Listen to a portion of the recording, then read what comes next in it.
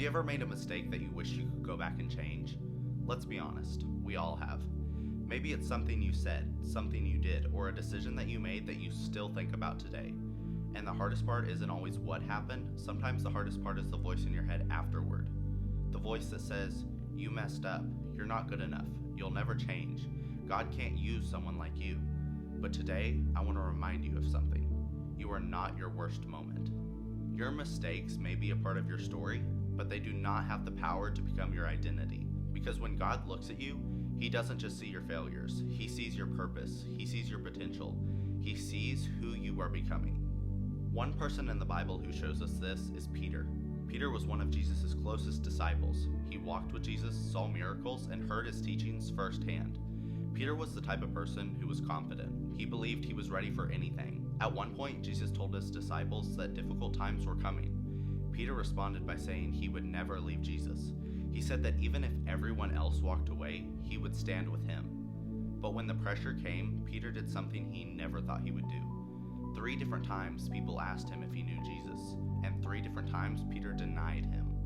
The same Peter who said, I'll never leave you, became the Peter who said, I don't know Him.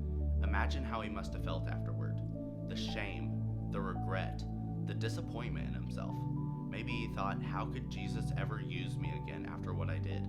But Peter's failure was not the end of his story. After Jesus rose from the dead, He came to Peter. And what's amazing is Jesus didn't come back to remind Peter of his mistakes. He came back to restore him. Jesus gave Peter another chance. He showed him that his failures was not bigger than God's purpose for his life. Peter went from denying Jesus out of fear to boldly preaching about Jesus to thousands of people. The same person who failed publicly became someone God used publicly. Why? Because God is not looking for perfect people. He is looking for people who are willing to be transformed. Listen to this.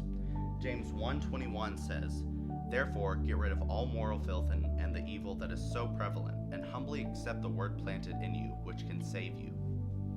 What this is saying is that we should get rid of the moral filth and the things that separate us from God, as well as the evil that is so prevalent. That is the things that have become so common in the world.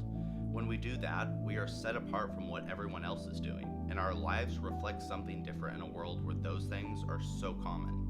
A lot of us struggle because we allow one moment to define us. We say things like, I'm just a failure. I'm the person who always messes up. I've gone too far for God to forgive me. But that is not how God sees you. Your past can explain you, but it does not have to control you. Your mistakes can teach you, but they do not have to trap you. The enemy wants you to focus on who you were. God wants you to focus on who you are becoming. Think about it like this. A mistake is a chapter, not the whole book. A bad season is a moment, not your entire life. A failure is something that happened, not who you are. So if you're watching this and you've been carrying guilt, shame, or regret, I want you to remember this. You are not your worst decision. You are not your biggest failure. You are not the mistake you keep replaying in your mind. God's grace is bigger than your past, and His purpose for your life is still alive. Peter's story didn't end with denial. Joseph's story didn't end with slavery. And your story doesn't end with the place you are right now. Keep growing, keep learning, and keep trusting God, because the same God who restores people in the Bible is still restoring people today. This is KB Unfiltered.